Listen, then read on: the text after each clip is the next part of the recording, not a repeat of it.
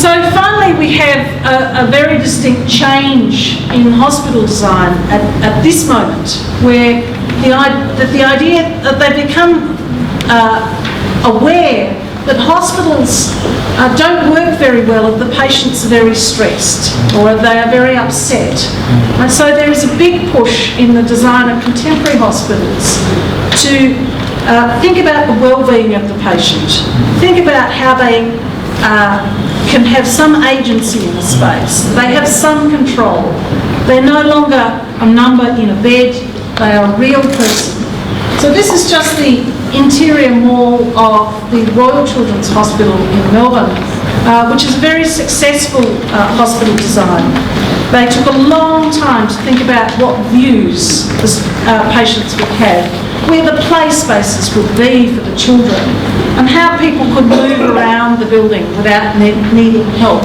And they moved it from being a place which was frightening to be at to a place which was welcoming.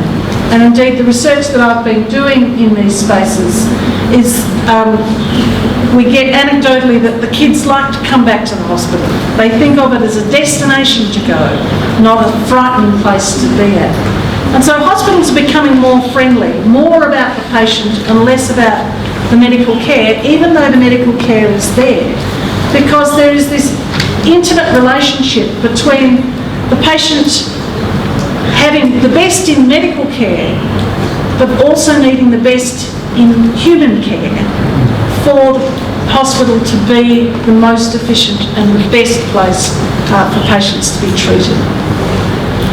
So this is the sort of story of the development of hospitals over the 20th century and into the 21st. But I do know that there's a great deal of interest in talking about heritage issues. So perhaps if I just go back to some examples, just see if I can move this. Yeah. So if we look at a hospital like this one, this represents a really difficult thing in terms of heritage, at least in Australia. The hospital was designed to have a 25-year lifespan. It's now 70 years old. It was designed to be the most efficient, so it has quite low floor-to-ceiling heights.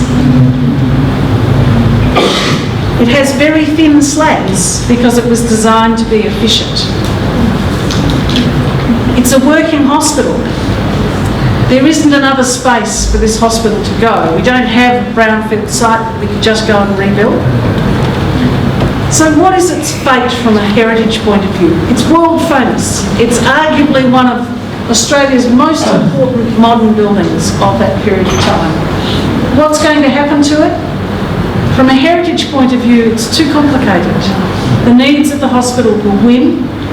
The hospital is already damaged, its heritage fabric damaged, probably beyond repair. There are pieces of it that you can still see. The nurses' home is being demolished. These important pieces are likely to go. It creates this conundrum from a heritage point of view. What do you do? What's most important when you're weighing up the important past and the important future or present? This one won't survive. It's too key as a hospital, but there are other examples that probably will. Let me go back. This building, still an operating hospital, because it is relatively intact, is likely to survive. It also is in an area that has height restrictions on it, and this is a relatively big building, so it may be one day converted into apartments, and very expensive ones at that, but difficult to convert. I know of hospitals in Sydney that have been converted to apartments, and the problem is that that floor-to-ceiling height is too low to be able to get adequate extra services in the ceiling, so they have to be exposed. They have too many lifts because hospitals need lots of lifts, but residential towers don't need so many. So their services to usable floor area make them not very efficient to translate into other uses. So the hospital creates this very considerable difficulty for preservation. And in fact, the older hospitals, the ones of the 19th century, are easier to save than these buildings. And it is a difficulty for modern architecture to be saved in this way because of the very, very efficient designs for that moment in time that these buildings were designed for. So we have to think of different ways in which we can preserve and utilise these buildings, but still understand them properly. They're a very complex story. They're not simple. Every part of the building is important, from the power plant to the laundry to the pretty balconies on the front. And if you take pieces away, they lose some of their heritage importance. I probably should leave it there and invite questions rather than keep talking. Kalau ada yang ingin bertanya, Willis juga boleh. Please. Yes. Thank you very much. My research about also about hospital in Indonesia. Oh, good. And I want to ask you about is there any behavioral or cultural from visitor aspect? From the visitors aspect? Visitors aspect. I mean the behavior of the visitor. Maybe one Australian or European or Indonesian have a different behavior, especially for visitors that influence the design of the hospital. For example, maybe the ward or others. Can I have a second question? Okay. And then is there any economic or insurance aspect that influence the hospital design in Australia? For example, in Indonesia, maybe 10 years ago, there is a good insurance for citizens that influence the design of the ward. Usually, the restriction number of beds in one ward is only maximum 8. Yeah, but after there is a citizen insurance, we back design to the Nightingale ward. So 30 until 40 patient in one. Okay. Thank you very much. So just remind me of your first question again about the visitors coming, Yes. cultural differences. I don't think enough has been done looking at the appropriate cultural differences for hospitals in different places. So a lot of the literature focuses on Western hospitals and then Western ideas about behaviours and where people can go and what they can do. I have an Egyptian student looking at hospital design, and what is appropriate in Egypt and what is appropriate in Australia are very different. But the literature talks about like it would be in Australia. So I think that we do need to think very much about the cultural differences and expectations about people who visit the hospitals. Because hospitals should be intuitive. They should be a place that are welcoming, that are not alien or foreign or different. So that means that they have to speak to the culture in which they exist. So for me it is important for the patient to feel as though the hospital is a welcoming place, because they are more likely to be less stressed then, and that is good for their treatment. So more work needs to be done to understand what is culturally important in the design of hospitals for the place in which they are located. The economic question is very interesting. So this hospital is designed and built because the insurance or the economics of attending hospital in Australia changes at that point in time. Prior to this, you went to a hospital if you were going to die or you were very poor.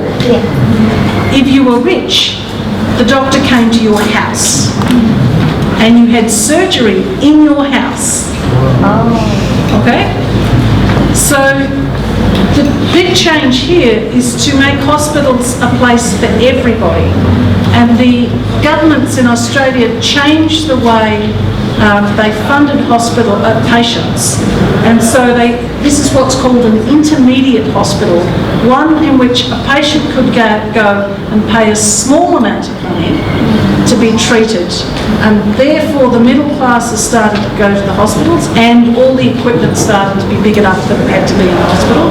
And so what happens is that the doctor to your home no longer is just perhaps less, maybe for a cold, but big medical issues came into the hospital. So that's an economic change. We also have, Australia has a universal medical system and has had for 40 years or so. So hospitals are funded in that way. But the problem is that it's so expensive. A lot of emphasis in Australia is about keeping the hospital stay very short, and so they have a lot of outpatients, day patients come in, and very few who stay overnight. So that's an economic driver that changes the way the hospital is designed. So a hospital patient, an inpatient in Australia, is generally very, very sick. So they try and keep them for 2-3 days. That's it. And then they try and push them home because it's too expensive to keep them in the hospital. So that's why you have these changes. So economics are very important, and they can change very dramatically the way hospitals have to be designed. But we have, probably like you, a health department that governs the design of hospitals too, and says that certain things have to happen, and ward sizes have to be certain size. Other questions? Yeah. Thank you for the lecture. I wanted to ask, I was very interested in the example of the children's hospital, on how hospitals in the 21st century are becoming more open in terms of the space, and it's less sterile and divided and cold. Are there any trade-offs or additional costs by creating a more open lobby, for instance, to avoid things like airborne diseases and make the hospitals more sterile? Or really is it not that different in terms of cost of making the hospitals more welcoming but still sterile? Well, they're healthy in terms of they're clean. Yeah, there's of diseases. This hospital was an expensive hospital. A lot of charity donations came in to help this hospital do what it does. But it is now 7 years old, well, tell me, 2006, it's more than 10 years old. And it looks fantastic still, and it still operates very, very well. So the investment of money here has been very, very worth it. So it does cost a bit more, but the belief of the patients, the children and their parents in this hospital being a world-leading hospital is very, very strong. And some of the architecture is what creates that belief. I'll give you a contrast. There's a hospital to the south of this one called the Monash Children's Hospital, and it had a budget which was less than half the size of this one. And so they had to be very clever in their design. But we interviewed some people and they call it the IKEA hospital because it's all falling apart now. And it's only 2 or 3 years old. So that belief in the hospital, the care, the standard of care actually does relate to the standard of architecture. So if you have very low levels of architecture and it's dirty, it feels as though it's not looked after. Many patients will think that the doctors don't care either. Whereas if the hospital is very clean and it's very new, it looks very new and very smart, there's a high degree of belief in the medical care that's provided. So it becomes important to do some of these things. But what you see in this hospital are children everywhere having a fun time. They are running around, they're having a good time.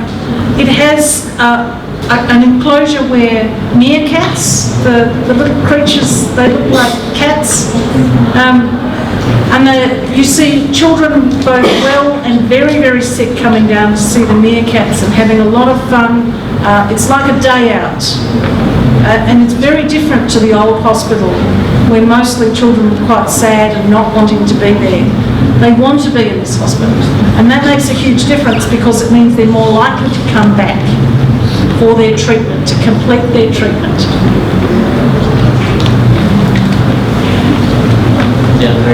Ada lagi? Can I have a follow-up question on that? Good. Then does it mean like in countries like Indonesia we might not have like enough budget for like we have limited budget in terms of how investors or the government would want to pay a really large or nice hospital? Do you think that it can be argued that having a good hospital in a sense is a long-term economic investment? So like can it be an approach in terms of like convincing governments why better hospitals, although very expensive in its initial cost, is actually worth it compared to like repairments in the future, for instance, or patients not wanting to go to the hospital and in the end the income of the hospital is also lessened. Do you think that that is a sound argument in terms of developing countries like Indonesia? I do think it's a sound argument. It's quite a hard one to make unless you have the evidence. So one of my jobs as a researcher is to try and provide the evidence. This hospital looks very pretty. It's got very expensive artwork in it. They're not the most important things in the hospital. For the hospital to be successful, it needs to feel welcoming. So welcome and feeling like, as a patient, you have some control over your space, some control over your life, some connection to your normal life. That's very important. And that can be achieved in lots of different ways.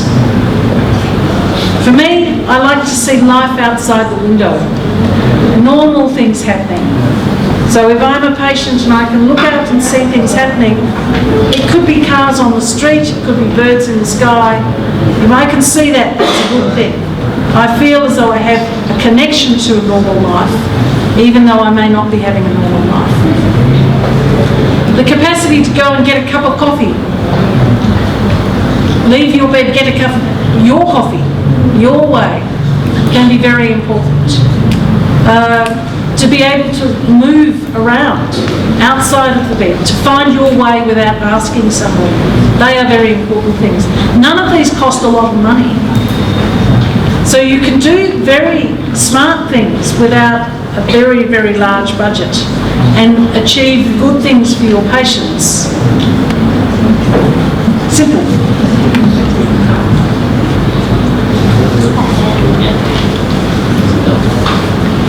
Good. Any more question? Masih ada? Pak Wijaya. So, yeah, thank you for the nice presentations. I'm quite interested in your statement explaining that there are several design features that might help patients. So, according to your opinions, do you think that the interaction between the patient and ideas that you just mentioned before, the interaction with something outside the windows is important? Because you already showed us another example where they taken all the balconies, so the interaction will be, of course, limited. Yeah. Yeah.